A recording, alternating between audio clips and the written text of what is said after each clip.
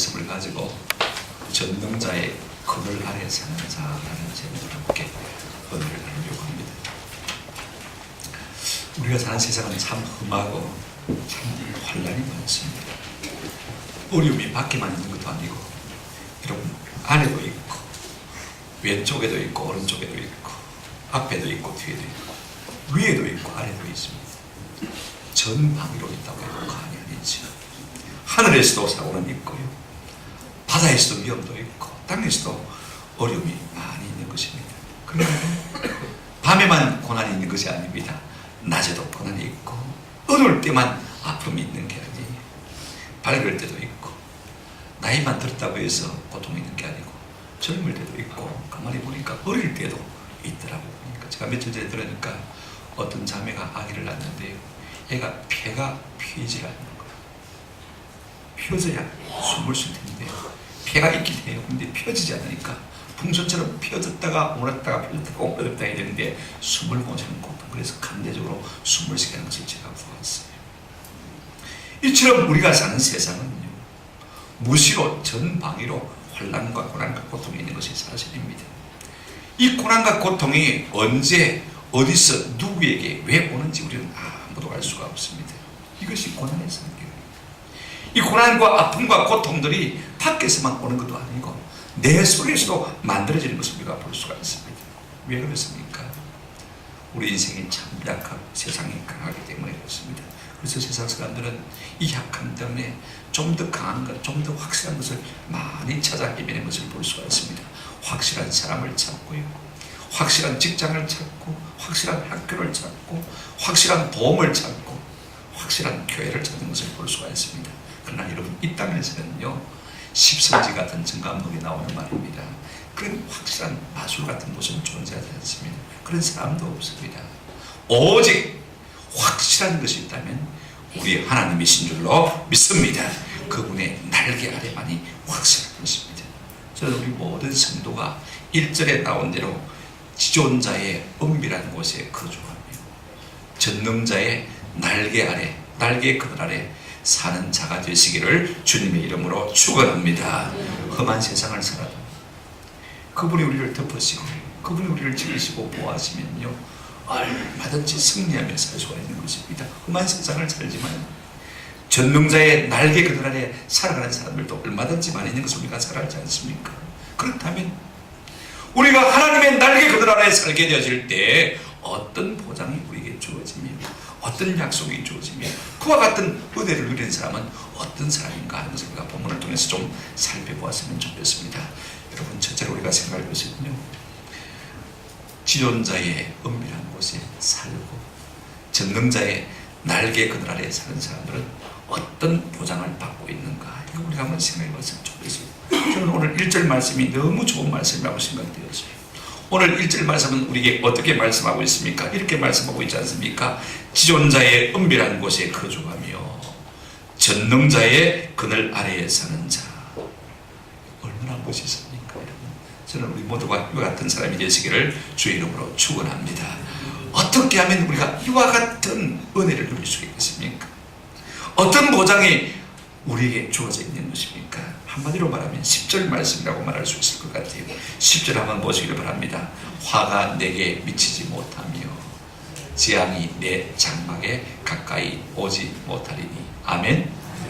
하나님의 날개 그늘 아래 거하는 사람은요, 한마디로 화가 우리에게 미치지 못하고 재앙이 우리 장막 가까이 오지 못하는 하나님이 눈동자같이 지켜주시는 복된 사람이 될 줄로 믿습니다. 시편 121편 5절 6절에 보면 이런 말씀이 있어요. 여호와는 너를 지키시는 이시라. 여호와께서 내 오른쪽에서 내 그늘이 되시나니 낮에 해가 너를 맞지 못하며 상하게 하지 아니하니 밤의 달도 너를 해치지 아니하리다. 밤낮 하나님께서 우리를 눈동자같이 지키신다라고 말씀하신 것을 볼 수가 있습니다. 그렇다면 하나님께서 그의 날개 그들 아래 사는 사람에게 어떤 은혜를 주십니까? 먼저는 우리가 3절 4절 보시면요, 하나님께서 그와 같은 사람들에게 올무와 질병에서 건지신다고 말씀하고 있습니다. 보세요, 여러분. 3절에 이는 그가 너를 새 사냥꾼의 올무에서와 심한 전염병에서 건지실 것입니다. 그렇습니다. 우리말 성경에는 앞에 확실한 말이 없어요. 이는 확실히 그가 너를 새 사냥꾼의 올무에서와 심한 전염병에서 건지실 것이로다. 그렇습니다. 확실하게 정령 반드시 지키겠다 약속하셨습니다. 여러분, 사람이 새나 짐승을 잡기 위해서 올무 시골에 가면 덫을 많이 놓지 않습니까? 장난으로 하기도 하고 재미로 하기도 하고 또 고기가 먹고 싶어서 그렇게 하기도 합니다만요, 이처럼 사방에서 우리를 해하고자 덤벼든 일들이 한두 가지가 아닙니다. 여러분, 사람이 사람을 올가매기 위해서 올무를 넣는 일들이 얼마나 많습니까? 살면서 아마 여러분들도 이런 경험을 하신 적이 많이 있을 것 같아요. 다윗도 시편 141편 9절에 보면요, 이런 말씀이 있습니다. 나를 지키사 그들이 나를 잡으려고 놓은 올무와 악을 행하는 자들의 무엇에서요? 함정에서 벗어나게 하옵소서. 다윗은 왕이에요. 누가 왕을 건드릴 자가 있습니까? 그런데요, 세상에 왕을 건드려서 올무에 빠지게 하고 왕을 건드려서 함정에 빠지게 하는 사람들이 있다는 것입니다. 이게 사는 사람, 세상, 이 사람 사는 세상의 모습인 것입니다. 왕인데 누가 감히 그런 일을 하겠냐고 우리가 생각할지 모르지만은요, 그렇지 않습니다. 다니엘은 세상이라도 그런 성적들이 있었습니다. 할 수만 있으면 그를 쓰러뜨리려고 하는 사람들의 주변에 있었습니다. 다른 것으로는 이 다니엘을 넘어뜨릴 수가 없으니까 그들이 어떻게 했습니까? 왕의 시를 이번 한 달만 다른 신들에게나 아무 이름으로다 기도하면 사자굴에 던지는 법을 정하소서. 그래 왕을 설득해가지고 왕 외에는 그렇게 하지 말라고 했으니까 말입니다. 다니엘을 올무에 빠뜨리는 것을 우리가 볼 수가 있습니다. 그렇게 했지만 하나님은 어떻게 하셨습니까? 다니엘서 6장 22절을 보면 다니엘이 이런 고백을 하고 있는 것을 볼 수가 있습니다. 나의 하나님이 이미 그의 천사를 보내어 사자들의 입을 동하셨으므로 사자들이 나를 상해하지 못하였사오. 아멘. 그렇습니다. 하나님은요, 이와 같은 올무 가운데서도 우리를 지키시고 건지시는 하나님이신 줄로 믿습니다. 뿐만 아닙니다. 날마다 우리의 삶에 달려드는 질병을 누가 피할 수가 있겠습니까? 작년에 우리 에볼라 바이러스로 말미암아서 온 세상이 공포에 사로잡혔지 않습니까? 질병의 종류가 얼마나 많은지 모릅니다. 하루에도 우리가 수십 번 암에 걸릴 위기에 처하고 있다고 한다고 말하고 있지 않습니까? 얼마나 질병의 종류가 많은지 의사들도 그 종류를 다 알 수 없는 것입니다. 그럴지라도 사전의 성경도 이렇게 말하고 있습니다. 그가 너를 깃으로 덮으시리니 내가 그의 날개 아래에 피하리로다. 그의 진실함은 방패와 손방패가 되시나니 그랬습니다. 우리 하나님께서 이 모든 질병에서 확실하게 그의 날개로 우리를 덮으시고 그의 방패와 손방패로 우리를 가리고 주실 것이다. 지켜주실 것이다. 그러므로 우리가 두려워할 것이 없는 것입니다. 주의 전능하신 날개 아래 거하는 자에게 이와 같은 하나님의 약속이 보장되어 있는 것입니다. 뿐만 아닙니다. 두 번째로 하나님께서는 우리를 공포와 재앙 가운데서 지키십니다. 5절부터 여러분 보시면요, 보시기를 바랍니다. 5절 6절 너는 밤에 찾아오는 공포와 낮에 날아드는 화살과 6절로 한번 읽었을까요? 어두울 때 퍼지는 전염병과 밝을 때 닥쳐오는 재앙을 두려워하지 아니하리로다. 여러분, 사고와 질병이 밤에만 있는 건 아닙니다. 대명천지 낮에도 있는 것을 우리가 볼 수가 있습니다. 어두울 때만 있는 것이 아니고 밝을 때도 있습니다. 무시로 항상 전방위로 사방에 두려움이 우리 주변을 에워싸고 있는 것을 볼 수가 있습니다. 여러분, 사람들은 여기 공포증이 얼마나 많은지 몰라요. 이 공포증이 수백 가지가 되어집니다만 크게 세 가지로 나눌 수가 있습니다. 특정 공포증, 그런가 하면 사회 공포증, 광장 공포증인데, 여러분, 우리가 많이 아는 공포증들이 많이 있습니다. 고소 공포증 있잖아요. 높은 데 올라가면 두려워서 어떻게 할 줄 모르는 사람들이 있습니다. 근데 제가 공포증 가운데 하나를 보니까요, 동그라미 공포증이 있어요. 동그라미 하나 딱 벽에 걸어놓으면요, 그것 때문에 옴짝달싹 못하고 사지가 녹아내리는 마음이 무너지는 사람들이 있더라고. 그런 사람이 제법 많아요. 이걸 갖다가 환공포증이라 이렇게 말합니다. 여러분, 동그라미 하나 아무것도 아닌데 그 동그라미 하나가 달라붙어지면 그것 때문에 옴짝달싹 못하는 사람이 이 땅에 무수히 존재한다고 그러죠. 이거 다 설명하려면 끝이 없어. 그러나 지존자의 엄밀한 곳에 거주하고 전능하신 분의 날개 그늘에 사는 사람은 어떻습니까? 7절을 우리 한번 같이 보실까요? 7절 말씀 같이 보십시다. 다 같이 시작. 1000명이 내 왼쪽에서 10,000명이 내 오른쪽에서 엎드러지다. 이 재앙이 내게 가까이 하지 못하리로다. 아멘. 사방의 모든 사람이 내 주변에서 무너져 넘어진다 할지라도 하나님의 날개 그늘 아래 가는 사람에게는 안전하게 지켜주십니다. 다윗의 전쟁이라고 했습니다. 하나님은 다윗을 전방으로 지켜주셨어요. 다윗이 궁전 안에 있을 때는 위험이 없었겠습니까? 아닙니다. 여러분, 왕으로 궁전에 거할 때도 사방에 청정들이 있어서 언제 어떻게 암살당할지 모르는 그런 위기 가운데 있었고, 그가 날마다 전장터에 나가지 않으면 안 되었지 않습니까? 그의 칼에는 피가 마른 날이 없을 정도로 많은 전쟁을 치른 사람입니다. 여러분, 그 전장에서 어떻게 상해를 입지 않고 어떻게 전사하지 않을 수 있다는 보장이 있겠습니까만은요, 그가 이런 고백을 하고 있는 것을 볼 수가 있습니다. 시편 34편 7절입니다. 같이 읽으실까요? 시작. 여호와의 천사가 주를 경외하는 자를 둘러친지고 그들을 건지십니다. 할렐루야. 주를 경외하는 자를 주께서 그 천사를 보내서 사방으로 둘러친지서 그를 지키시고 보호하신다고 하셨습니다. 그런가 하면 하나님께서는요, 어떤 보장을 우리에게 주고 있습니까? 모든 길의 위험에서 우리를 지켜주시겠다 약속하고 있습니다. 여러분, 11절 보시기를 바랍니다. 그가 너를 위하여 그의 천사들을 명령하사 내 모든 길에서 너를 마신다 지키게 하시리라. 사람은 길 가는 존재 아닙니까? 설명들을 앞에 두고 이제 우리가 많이 이동을 해야 되는데, 출입해야 되는데, 아마 우리 가운데 교통사고 없이 무사히 잘 다녀왔으면 하는 그런 바람이 있을 거예요.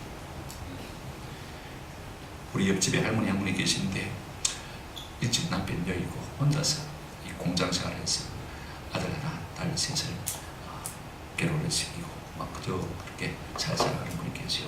지난 연말에 다리를 부러져가지고 목발을 짚고 다니시더라. 불편하시겠다 생각했는데, 그러고 나서는 연초에 안 보이셔요. 금요 기도회를 마치고 엘리베이터를 탔는데 그분의 이 사이하고 딸이 가다가 사이가 저를 보고 물어요. 목사, 우리 어머니 소식 들으셨어요? 아니, 무슨 일인데? 어머니가 며칠 전에 돌아가셨어요. 이분이 아침 일찍 우리 산 밑에 온양 회사에 나가시는 분입니다.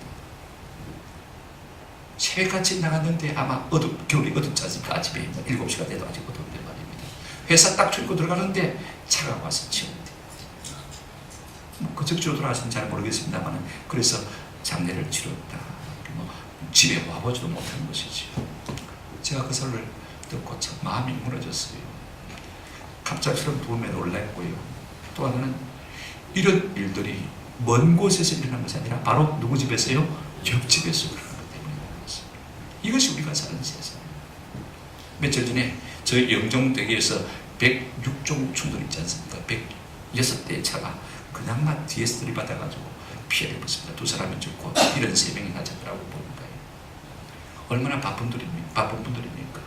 얼마나 중요한 분들입니까? 인천공항을 통해서 해외로 나가야 되는 분이니까 바쁘지요. 스케줄에 맞춰야 되니까 말입니다. 그 중요한 분들이 이제 외국을 나가기 위해서 나갔습니다만 전혀 예상치 못한 복병을 만난 것을 우리가 볼 수가 있습니다. 우리가 사노라면요, 전혀 예상치 못한 길의 위험들이 우리 가운데 존재하는 것입니다. 그러나 하나님을 경외하는 자, 지존자의 은밀한 곳에 사는 자에게는 하나님께서 지켜주시겠다 약속하셨습니다. 어떻게 지키십니까? 12절 13절 보시기 바랍니다. 그들이 그들의 손으로 너를 붙들어 발이 돌에 부딪히지 아니하게 하시리로다. 그들이 그들의 손으로 누굽니까? 천사를 보내는 것입니다. 하나님께서 천사를 보내서 그를 발이 돌에 부딪혀 넘어지지 않도록 붙들어 지켜주겠다. 실족지 않은 은혜를 주겠다. 또 하나는 무엇입니까? 13절에 내가 사자와 독사를 밟으며 우리의 가는 길에 사자가 있을지 독사가 있을지 누가 압니까? 그러나 그럴지라도 내 발로 밟아 그것들을 한번 더 합시다. 누르리로다. 때로 하나님께서는 우리에게 천사를 보내어서 실족하지 않도록 지켜주시기도 하지만 우리가 만나는 모든 길의 위험들에서 우리에게 권세를 주시고 힘을 주시고 능력을 주셔서 그것들을 이기게 하시고 감당케 하시는 줄로 믿습니다. 이같이 우리를 지켜주신다 약속하셨습니다. 정리하면 그렇습니다. 하나님은 당신의 은밀한 곳에 거주하고 그늘 아래 사는 자를 올무와 질병에서 공포와 지향에서 모든 길의 위험에서 지켜주시겠다 약속하고 있는 것입니다. 어떻게요? 여러분 한 것 같이 보십시다. 10편 17편 8절 말씀입니다. 다 같이 읽겠습니다. 시작. 나를 눈동자같이 지키시고 주의 날에 주시옵소서. 어떻게 지킨다고 했습니까? 눈동자같이. 여러분 눈 깜빡할 새가 세상에서 가장 빠른 셈이다. 그죠? 이 눈동자가 얼마나 인체 가운데 소중한지 하나님께서 눈꺼풀을요 속사도 빠르게 만들었어요. 그래서 뭔가 내 눈에 날아 들어오려면 어떡합니까? 눈꺼풀이 눈 깜짝할 새에 탁 날아가서 볼 수가 있어요. 눈동자같이 우리를 지키신다. 아멘. 이와 같은 부르심과 믿음을 가지고 살아가시는 은혜가 있기를 주의 이름으로 축원합니다.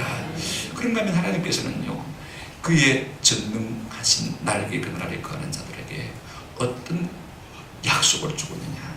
보라스로 덤으로 이와 같은 약속을 주고 있는 것을 볼 수가 있습니다. 14절부터 16절입니다. 단순히 지키시고 보호하는 데 그치지 않습니다. 거기에서 더 나아가서 하나님께서 놀라운 것을 우리에게 약속하고 있는 것을 볼 수가 있는데요. 먼저 14절 한번 보시기를 바랍니다. 하나님이 이르시되 그가 나를 사랑한 적 내가 그를 말이라 건지리라. 하나님을 사랑하는 자를 하나님께서 책임지겠다. 아멘.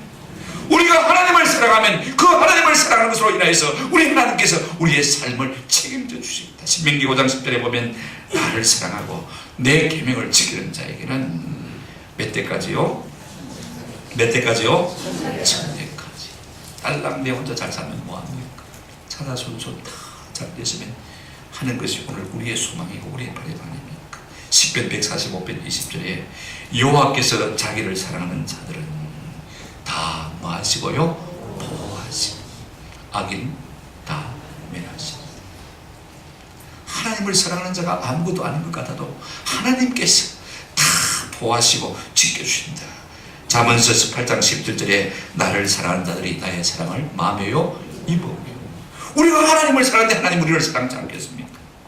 그런가 하면 요한복음 14장 21절에 나의 계명을 가지고 지키는 자라야 나를 사랑하는 자니 나를 사랑하는 자는 내 아버지께 사랑을 받을 것이요 나도 그를 사랑해 그에게 나를 말이라 나타내보리라. 여러분 스데반 집사님이 얼마나 주님을 사랑했습니까? 마지막 죽는 모습 주님을 닮아서 죽기를 원했습니다. 그런 스데반에게 우리 주님께서 나타내 보여주셨습니다. 하늘을 보여주시고 그 영광을 보여주시는데 하늘 보좌 우편에 서 계신 그 영광의 주님, 그를 응원하시는 주님, 그를 성하시는 주님, 그분을 본 것. 하나님을 사랑하는 자에게는 반드시 하나님께서 그를 자기 우리에게 나타내 보이시는 은혜를 주실 줄로 믿습니다. 하나님께 어떤 약속이 있습니까? 하나님은 그를 높이실 것을 약속하고 있습니다. 14절 다시 보시면 하반절이에요. 하나님 이르시되 그가 내 이름을 안저 내가 그를 말이라 높이리라. 하나님을 아는 자를 하나님께서 높이겠다.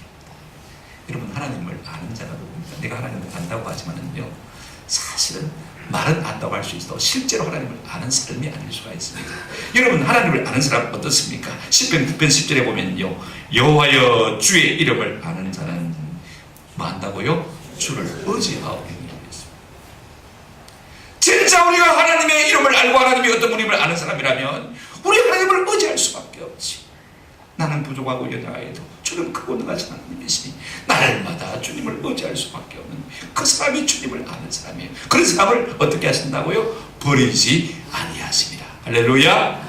하나님을 알고 하나님을 의지하는 사람을 하나님이 결단코 버리지 않으신다. 잠언 4장 8절에 그를 높이라. 그리하면 그가 너를 높이 들리라. 만일 그를 품으면 그가 너를 영화롭게 하리라. 하나님이 어떤 분인지 아는 사람은요, 하나님을 높일 수밖에 없는 거, 하나님을 마음속에 품을 수밖에 없는 거. 그런 사람을 하나님께서 높이시고 그런 사람을 하나님께서 마십니까? 품어주십니다. 아멘. 우리가 얼마나 참 인생의 비극입니까? 여리여리에 바치고 짓밟히고 무시당하고 살면서 얼마나 자긍심이 많이 뛰어지고 있습니다. 그러나 우리가 하나님을 사랑하면 하나님이 우리를 높이시다고 말씀하셨습니다. 하나님이 우리를 높이시면 누가 그런 일을 자가 있겠습니까? 누가 낮출 자가 있습니까? 하나님을 사랑하므로 하나님이 높이시는 저와 여러분 되시기를 주의 이름으로 축원합니다.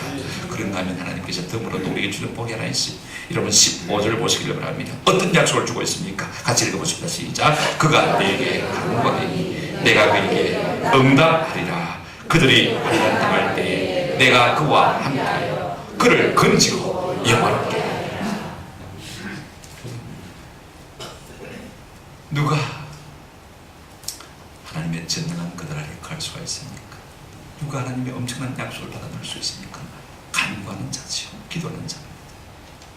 부르짖으면 우리가 하나님 앞에 구하면 하나님이 들으시겠다고 약속하셨어요. 예레미야 33장 3절에 너는 내게 부르짖으라 내가 내게 응답하겠고 네가 알지 못하는 크고 은밀한 일을 내게 말이라 보여주겠다. 아멘. 하나님께서 우리에게 이와 같은 기도 응답의 약속을 하고 주는 것을 볼 수가 있습니다. 정리하면 그렇습니다. 16절에 이렇게 말씀하고 있습니다. 내가 그를 장수하게 함으로 그를 만족하게 하며 나의 구원을 그에게 보이리라 하시더라. 아멘. 결론적으로 하나님께서 우리에게 어떤 은혜를 주시기 원하시냐? 장수와 구원의 복을 주시기를 원하시는 것을 볼 수가 있습니다. 이로 말미암아 우리가 하나님 안에서 만족을 누릴 수밖에 없는 것입니다. 여러분, 하나님 속에는요 모든 좋은 것이 다 들어있습니다. 없는 것이 없어. 우리가 하나님의 창고는 모자람이 없습니다. 무한하게 우리에게 주시기를 기뻐하시는 하나님이십니다. 우리가 그를 사랑함으로 말미암아 우리가 그분의 보호를 받고 그분의 높이심을 받고 그분의 구원을 기념하는 놀라운 은혜가 있기를 주의 이름으로 축원합니다. 날마다 기도에 응답하는 이런 은혜가 있으면 좋겠습니다. 마지막으로 그러면 누가 지존자의 은밀한 곳에 사는 전능자의 그들 안에 사는 사람인가? 이게 참 중요해요. 어떤 사람이 아무나 아니지 않습니까? 그죠? 누가 전능자의 그들 안에 살 수 있는 사람인가? 사는 사람인가? 하는 것을 우리가 좀 마지막으로 생각을 해봤으면 좋겠습니다. 여러분 2절 한번 보실까요? 같이 한번 읽어보십시오. 참 중요합니다. 시작. 나는 여호와를 말하기를 그는 나의 피난처요 나의 요새요 내가 의뢰하는 하나님이라. 우리가 마지막으로 생각할 것은 누가 하나님의 그 그늘 아래 사는 사람인가? 첫째는 그 입으로 하나님이 나의 피난처 되심을 고백하는 사람인 것입니다. 보십시오. 나는 여호와를 향하여 말하기를 나의 피난처요 나의 요새요 내가 의뢰하는 하나님이라 하리니 이렇게 말하고 있습니다. 오늘 입술의 고백이 참 중요해요. 구절도 이렇게 말하고 있습니다. 보실까요? 내가 말하기를 여호와는 나의 피난처라 하시고 지도자를 너의 거처로 삼았으므로 하나님이 우리의 고백을 들으시고 네가 나를 가리켜서 나의 피난처라 그렇게 고백했기 때문에 하나님께서 내가 너를 지켜주겠다 약속하는 것입니다. 누가 하나님의 그 그늘 아래 거하며 사는 사람인 것입니까? 날마다 입으로 우리 하나님께서 나의 피난처가 되시고 나의 구원자 되심을 고백하는 사람인 것입니다. 로마서 10장 10절에 이런 말씀이 있습니다. 사람이 마음으로 믿어 의에 이르고 그 다음에 여러분 입으로 뭐하여요? 시인하여 무엇이 된다고요? 구원이 됩니다. 날마다 우리 주님을 입술로 고백하는 은혜가 있기를 주님의 이름으로 축원합니다. 입 놔두다가 뭐 하겠습니까? 주님 사랑해요. 주님은 나의 피난처세요. 주님은 나를 건지실 자입니다. 나를 질병에서 암병에서 고쳐주실 줄로 믿습니다. 날마다 그렇게 고백하시는 은혜가 있기를 주님의 이름으로 축원합니다. 그런 사람에게 하나님께서 우리의 피난처가 되어준다고 말씀하고 있습니다. 말만 하면 좀 그렇잖아요, 그죠? 그 다음에 우리 하나님께로 좀 달려가야 돼요. 잠언 18장 10절 말씀에 이렇게 말씀하고 있습니다. 제가 항상 좋아하는 말씀이죠. 여호와의 이름은 뭐라고요? 견고함이라. 의인은 그리로 달려가서 만다고요? 안전함을 얻는다. 하나님의 이름이 견고함. 의인은 그리로 달려가서 만다고요? 안전함을 얻는다. 이 말씀이 무슨 말씀일까요? 주여 아버지 자꾸 그분의 이름을 부르고 그분의 이름을 의지할 때 하나님께서 우리에게 견고한 망대가 되어주실 줄로 믿습니다. 요사밭이 위기에 처했을 때 외쳤어요. 고함을 질렀어요. 주여 외쳤더니 사방의 모든 적군들이 다 물러가는 은혜가 주어진 줄로 믿습니다. 그래서 누가 지존자의 그늘 아래 가는 사람입니까? 사는 사람입니까? 이렇게 날마다 주의 이름을 부르고 주의 이름을 향해서 달려가는 사람인 것입니다. 다윗은 그렇게 고백했습니다. 10편 18편 29절에 내가 주를 의뢰하고 적군을 향해 달리며 내 하나님을 의지하고 담을 띄우는나이다. 하나밖에 없는 모습. 날마다 전쟁터에 나가지 않으면 안 되는 것 같은 형편 가운데서도 어떻게 담대함을 얻을 수가 있었습니까? 내 주를 의뢰하고 적군을 향해 달려가고 내 하나님을 의지하고 담을 띄우는나이다. 여러분, 힘든 세상 살면서 우리가 이렇게 하나님을 힘있게 의지하고 담대함을 얻는 은혜가 있기를 축원합니다. 그런가 하면요, 하나님의 전능하신 날개 그늘 아래 거주하는 사람은 어떤 사람이냐면요, 하나님을 경외하는 사람입니다. 하나님을 경건한 마음으로 두려워하는 사람이에요. 10편 31편 19절에 보면 주를 두려워하는 자를 위하여 쌓아두시느니 곧 죽게 피하는 자를 위하여 인생 앞에 베푸신 은혜가 어찌 그리 큰지. 하나님을 경외하고 하나님을 두려워하고 하나님을 피하는 자에게 우리 하나님께서 예비하신 은혜가 엄청나게 있다고 말했는데 그 다음 보십시다. 우리가 10편 34편 7절을 보시길 바랍니다. 이렇게 말하고 있습니다. 여호와의 천사가 주를 경외하는 자를 둘러친치고 그들을 마신다고요? 거두신다고 했습니다. 뿐만 아닙니다. 잠언서 14장 26절 27절에도 여호와를 경외하는 자에게는 견고한 의뢰가 있나니 그 자녀들에게 뭐가 있으리로다? 피난처가 있리로다. 나만 피난처가 되는 것이 아니고 우리가 하나님을 경외하면요, 우리의 자녀들에게도 하나님께서 피난처가 되어주신다. 27절에 이렇게 말하고 있습니다. 여호와를 경외하는 것은 생명의 셈이니 사망의 그물에서 벗어나게 하느니라. 그래도 하나님을 경외하는 자에게 주어진 약속의 모습이 많습니다. 잠언 19장 23절에 여호와를 경외하는 것은 사람으로 생명에 이르게 하는 것이라. 경외하는 자는 족하게 지내고 뭘 당하지 않는다고요? 시험을 당하지. 이 같은 은혜가 여러분에게 있기를 주님의 이름으로 축원합니다. 우리가 입술로 주님의 피난처 되심을 고백하고요, 실제로 그분의 이름을 부르며 달려나가고 그 하나님을 두려워할 때 그것이 곧 지존자의 은밀한 곳에 살고 거주하고 전능자의 그늘 아래 살아가는 사람이 되어주는 것입니다. 오늘 14절부터 16절까지 그런 사람들은 어떤 사람입니까? 하나님을 사랑하는 자들입니다. 그런 사람들은 어떤 사람입니까? 하나님을 아는 자들. 그런 사람들은 어떤 사람들입니까? 하나님께 간구하고 부르짖는 사람인 것입니다. 이제 말씀을 맺습니다. 그렇다면 우리가 지존자의 은밀한 곳, 전능자의 그늘을 이렇게 하면 이곳이 좋은 줄은 알겠는데 도대체 구체적으로 이곳이 무엇을 의미하는 것인가? 우리 마음속에 의문이 남지 않습니까? 저는 이렇게 말씀드리고 싶어요. 이곳은요, 한번 합시다. 십자가 그늘 아래입니다. 우리가 조금 이따 찬송을 부르겠습니다만, 십자가 그늘 아래 나 시기고 저 햇빛이 뜨겁고 또 짐이 무거워 이 광야 같은 세상 늘 방황할 때에 주 십자가 그늘에 내 싣고 전합니다. 왜 십자가 그늘입니까? 어릴 때 우리 하나님이 이야기해 주셨어요.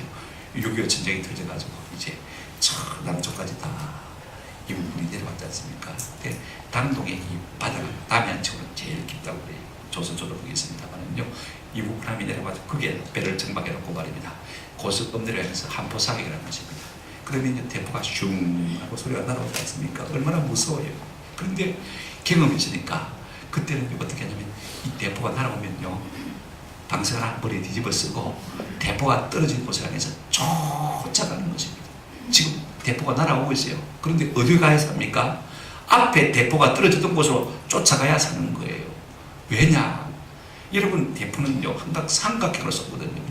떨어진 곳에 떨어지지 않습니다. 같은 장소에 떨어지거든요. 한번 떨어진 곳에 웅덩이가 파지고 그곳에 뛰어들어 살면 그것에 서서 우리가 보호를 받습니다. 그러니까 소리가 들려오면 어떻게 하는 겁니까? 방석 하나 뒤집어 쓰고 말입니다. 쫓아 들어갑니까? 먼저 대포가 떨어진 곳으로 쫓아가는 거죠. 그래서 사는 거죠. 제가 그 이야기를 들으면서 마음속에 한 가지 깨달은 것이 있습니다. 여러분, 하나님의 진노가 무섭게 인간을 강타한 장소가 됩니다. 오고 가는 수많은 시대를 향한 하나님의 무서운 진노가 쏟아지는 것이 뭡니까? 그 아들의 십자가입니다. 하나님께서는 우리가 당해야 할 모든 진노를요, 아들의 십자가 위에 다 쏟아부으신 것입니다. 우리 주님께서 그 모든 진노를 우리 대신 다 당하신 거예요. 하나님께서 이미 그 아들의 진노를 다 쏟아부었기 때문에 그 아들의 십자가 아래 피하는 자에게는 다시는 하나님의 진노가 우리에게 미치지 못하게 될 줄로 믿습니다. 그러므로 누구든지 십자가 아래 피하는 그 사람이 지존자의 은밀한 곳에 거하는 사람이 되어서 전능자의 그늘 아래 사는 사람이 될 줄로 믿습니다. 주 십자가를 지심으로 죄인을 구속하셨으니 그 피를 보고 믿는 자는 주님의 진노 면하겠네. 그 주님의 피를 믿는 자는요, 진노를 피한다고 말하고 있는 것을 볼 수가 있습니다. 또 하나 우리가 마음속에 생각해 볼 것이 있어요.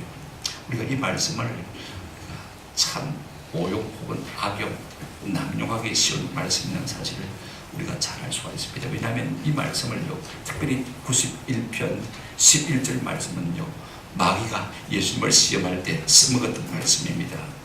자, 여러분, 예수님께서 광야에서 40일 동안 기도하고 졸리셨을 때 마귀가 다가와서 뭐라고 했습니까? 너 볼 수 있는 게 돌덩이인데 네가 진짜 하나님의 아들이거든, 이 돌로 빵을 만들어 먹으라고 그랬습니다. 그때 우리 주님 뭐라고 말씀하셨습니까? 사람이 마태복음 4장 4절에 떡으로만 살 것이 아니에요, 하나님의 입으로부터 나오는 모든 말씀으로 살 것입니다.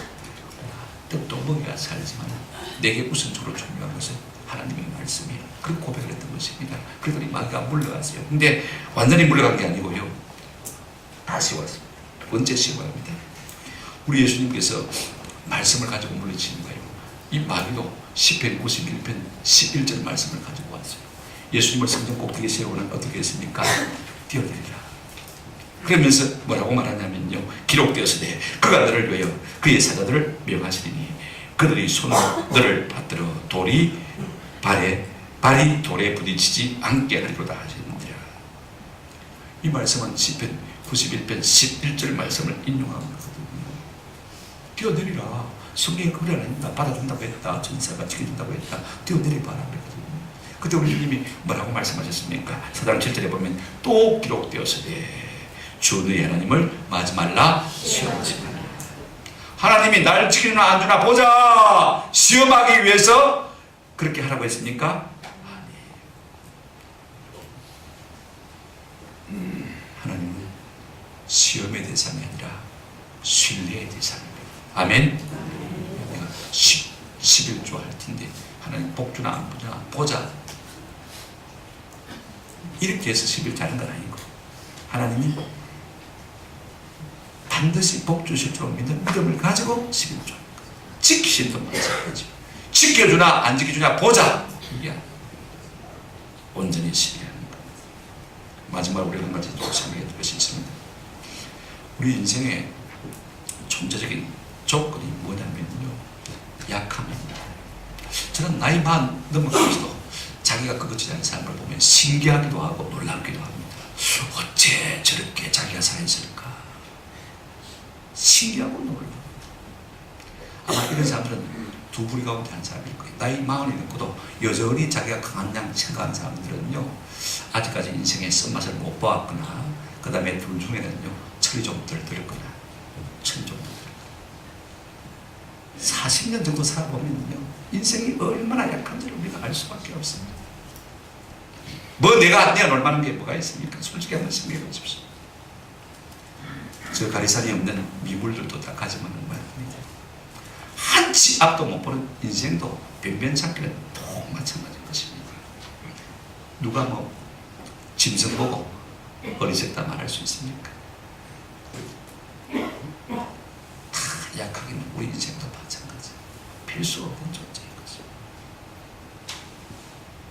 그러므로 크신 전능하신 그분의 그늘 아래로 날마다 나아가서 피하는 것이 지혜요 믿음인 줄로 믿습니다.